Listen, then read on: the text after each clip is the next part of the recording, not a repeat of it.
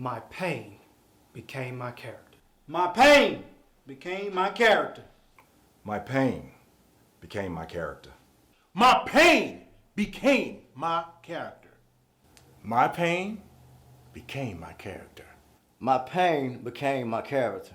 My pain became my character. This is Life, Love, and Lockup, Volume 2.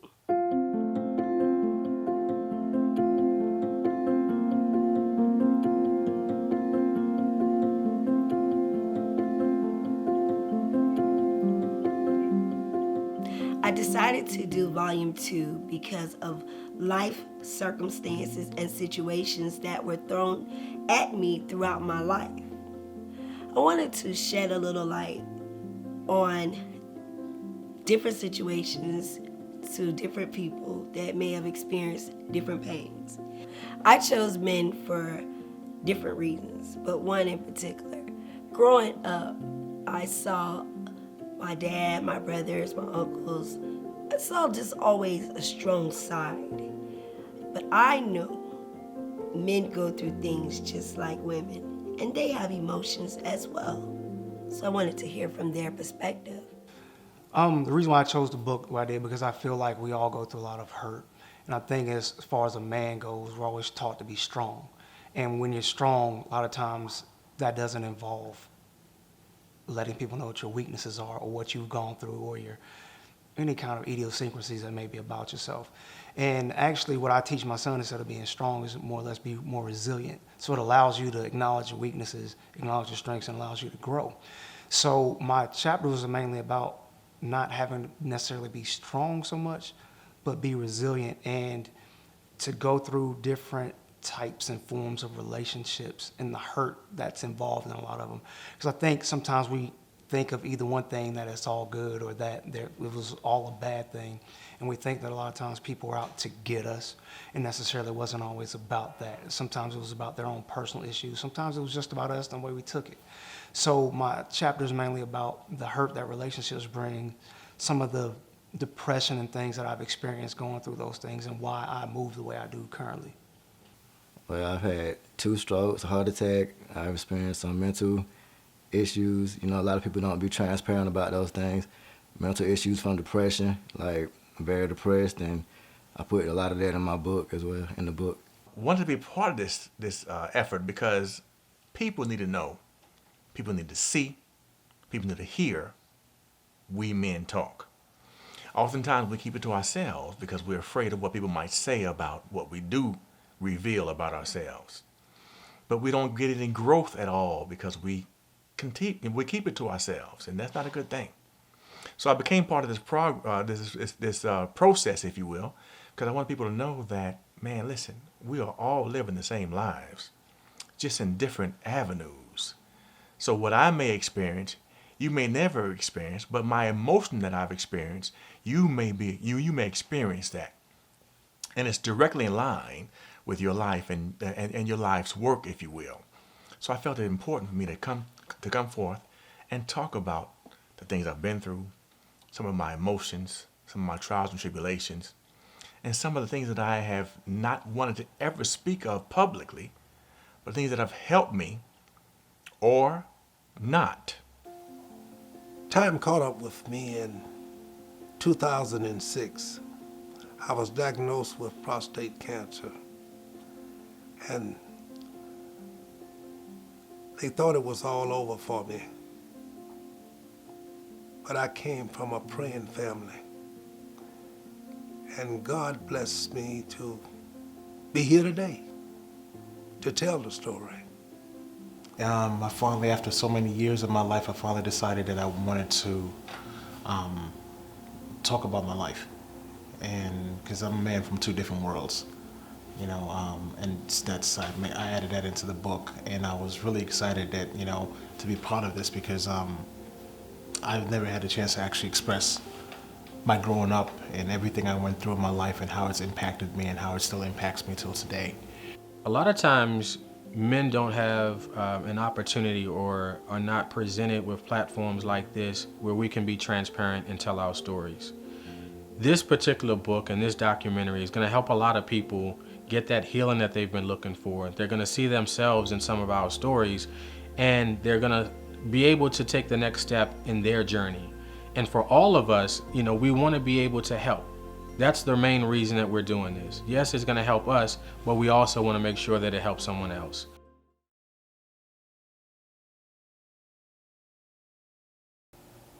The fact that he lived 4 blocks from me,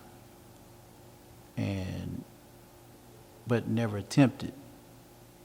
No, I was told when he was on his dying bed that he was attempting to want to see me, but I didn't even know he was dying until 3 days later after he passed away. So that was hurtful for me at the age of 20, and seeing my father over in a casket. Somebody that I didn't even at the time didn't have feelings for, didn't know. A lot of family members say, you look like him and this and that and the other, but I didn't feel that way because my mind had become numb to the fact that he wasn't around. He didn't do anything for me. For years, I had that abandonment issue. For years, I cried. For years, inside I cried. For years, I was hurt. So my hurt ended up hurting the people that actually love me around me. And I had to come to a realization that's all past. So I had to channel that energy somewhere else. And I did. Basically, I grew up without my father. So for a 33, 34-year gap, I had not seen him. So basically, I like counseling. I'm a man that feels counseling will help you. I talk about that in my chapter, talking about how counseling changed my life. But as I went through the story, I realized that, we're saying your pain became your character. That's really true for me, because my pain is actually what drove me to be better. So basically, my story is about when I first went to the projects in New York, where my grandmother lived, where my father lives now. I start there and I end up with my child going to see my father for Father's Day. And yeah, it was rough. It was rough going back through it. So I went there with the mindset of, I'm not going asking for an apology. I just wanted to go. And I kind of just let it flow from there. I was nervous. I was a wreck. I had to go in and not be mad, because I knew there was going to be some things said from his side of my father's side of the family. And they did. They said things about my mother. Nothing bad, but they discredited her, as if she didn't have anything to do with my upbringing. They just kept saying, look at, oh my God, he has such great kids, and look at his son. And, it kind of, so it was a lot of prayer, a lot of prayer, a lot of phone calls back to my mom, to my sister. But nobody knew that I was taking this journey. I took it on my own. My mother knew, my sister knew, but I kind of took it on my own. I really didn't want nobody trying to tell me how I should do it, how I shouldn't do it. So I pretty much, with prayer and having an open mind, because I felt if I went in a certain way, and it didn't go the way I wanted it to go, then there's no telling what might have happened. I don't want to give too much away about the chapter, but there is an incident in there where it really could have went the wrong way. And it's a very good possibility I wouldn't be sitting here to tell the story. I could tell the story, but, we'd be like Tupac telling that story behind bars, because it could have went that way. But I think going into it with an open mind and just trying to let it be instead of trying to make it happen, I just let it flow. And I think that worked out well for me. It was rough though. I mean, I didn't eat for a whole day. I didn't sleep. It was one of the most emotional, trying times I've ever had to deal with. It was, I'm getting chills just thinking about it right now, being honest with you.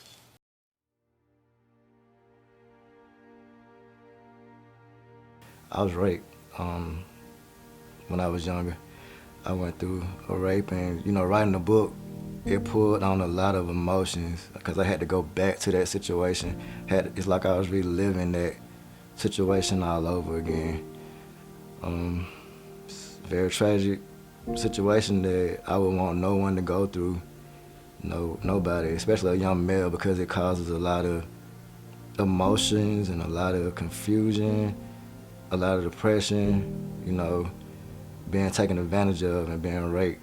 And my emotions, and it caused a lot of anger towards people. The process was hard. Like growing up, it was hard. Like I would have nightmares about it, and it put me in like a heavy depression. I'm even getting emotional while we're speaking about it, because I can see it all happening over again. Like it took me through horrible emotions, going through something tragic, to have a man take your innocence away at a young age and not being able to, you know, do anything about it. I think the most difficult part for me was, I think when you go through life, you just don't really think about it, you just go. But in hindsight, I'm looking back and I'm like, I really went through some times where I wondered how I was gonna make it through. It seemed like the end of the world, you know, as a teenager, break up with a girlfriend seemed like the end of the world at that point in time. And so as you go through things in life, different disappointments, it seems like life is over, but you find that strength within that, whether it's, and most of the time for me, it was my relationship with God or my faith in God, or either what God had put into me as a man. I've broken a lot of hearts. I have led women down the wrong journey, the wrong path, and I've lied. I think we all have lied to a certain degree to get what we want, but we don't have to do that. Women, as I've come to understand, respect and want the truth, whether it be beneficial or detrimental. They want to know the truth. And I think men need to tell the truth about what's going on in their lives when it comes to women that they deal with. In 2009, when the love of my life was hospital right here in Atlanta, Georgia. And much to my surprise, she went into a coma right in front of me. And I was helpless. All my life I've been protecting, thinking that I could protect my wife. But it was, suddenly I found myself helpless. There was nothing I could do. The nurses and all was there. And that must have been one of the worst experiences of my life. So I went into a deep depression behind that. And I had to take a trip, and I talk about that in the book. I took a trip to Job's house. And I says, Job, how do I get through this? He said, Benny, that's small things that you have, even though you lost your wife. I've lost all I had. But you can work, you can make it. And God gave it all back to me. That's Job said, God gave it all back to him. And so that was encouraging to me. It was important for my dad to be in this volume for a number of reasons. My father have encountered a lot of pain just like me. And I often say that I get my strength from my father, just like I got a lot of strength from my mom. I looked at how my dad lost my mom, 2 children. Every day he wakes up with a disease, being diseased, this monster called cancer. Just like I wake up dealing with lupus, having a total hysterectomy at a total early age, and also losing my mom and my sister and my brother. All 3 were big fan of mine. And so it's real painful. And every day, him and I go through this pain together. And a lot of people don't know. But it's one of the things that have made us strong and been able to accumulate a real strong bond. So I just know that by my father sharing his story and breaking his silence, because it come from a family that we kind of keep things secretive, it gives me more strength as well to be able to go on, run on, and see what the end is going to be about. One of the reasons why I want to share this story with the world, really, is because I've had a lot of disappointments in life. I refer to it as disappointments. And I think this story would be a blessing to others who have shared the same story. Now, the way I was brought up in America is considered abuse. It was in my story. We do the slightest thing, we will get whooped like we were slaves. And they would not think anything of it. Their way of showing love was not really emotionally involved. Their way of love was feeding us, clothing us, put a roof over our head, and Christmas time, if we're lucky, we get gifts. They never hug, they never show that emotional attachments to the children. And I'm talking about my family. And this goes across my culture, in actuality, it goes across my culture, in Nigeria as a whole. Nigerian parents are not they don't get emotionally involved with their children. They just feed them, clothe them, and do what they need to do to raise them, and with strict orders, beatings. They hardly say they love you. Hardly. I think my father said he loved me or he was proud of me maybe about 20 years ago for the first time. I didn't know how to take it. I thought he was drunk, but no, he's not. But he wasn't. So I really feel like, what I went through and what my siblings went through, because it wasn't just me. It was me and my siblings. We went through this together. I don't want our children to go through that. I've been hurt real deep, and I still deal with the pain.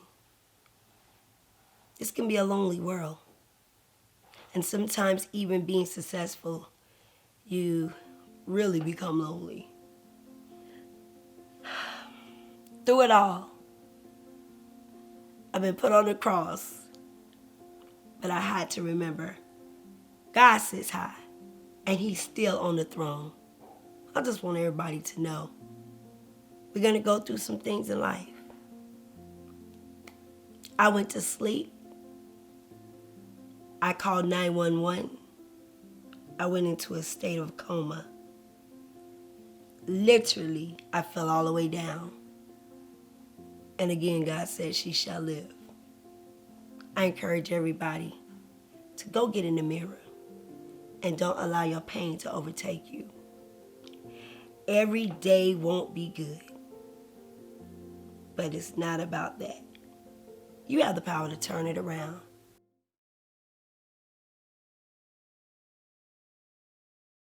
Now, I have got a 19-year-old beautiful baby girl, and I did not know the things that I know now until I recognized some of the things that she would be going through. Did I know them? I probably didn't know them. Did I accept them? Probably didn't accept them.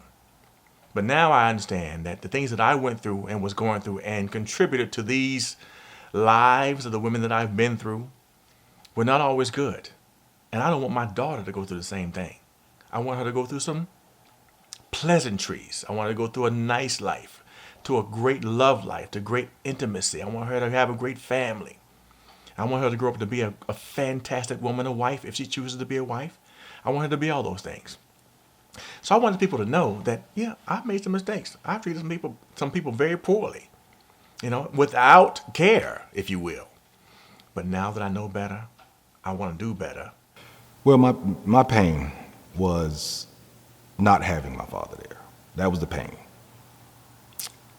And what it did for my character was I wanted to be well. I wanted to be right. I remember seeing TV shows back in the day, way back in the day, when Oprah was way back in the day, Mike Douglas and all that time. And they would have these cats up there that had killed a lot of people, serial killer or rapists. And they would always say, yeah, you know, when I was growing up, you know, my dad beat me, or yeah, when I was growing up, you know, I was picked on. So I would always say, I will never let him not being around be an excuse for not doing what I'm supposed to do, living life the right way. I wanted to make sure that my mother was looked at in a great light. If I'm out there being a knucklehead, now they looking at my mom going, see, yeah, if she had a husband, yada, yada, yada. So that kept me on the straight and narrow, I think. And there was don't get me wrong, I've done some things, I've done some bad things.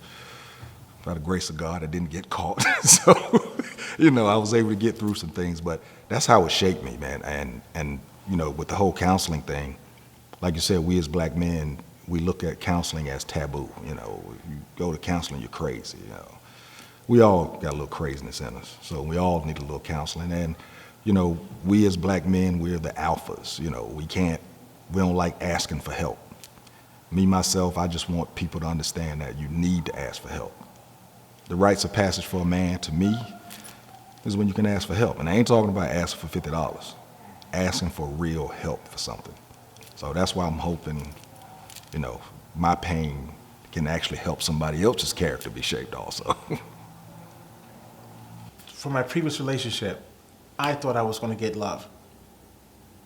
I didn't, really. It was non-emotional. And, you know, as an individual, as a grown-up, you shouldn't have to beg for emotions. Shouldn't have to beg for emotional love, especially if this person, you were in a relationship with this person. And I didn't get that. So I had to find an outlet. And my outlet was acting. I went to acting school, and all the emotions that was in me, the anger, the bitterness, the resentment and anger that I had, I just channeled it through my acting. And it's got me to a lot of places. It's got me into so many different things.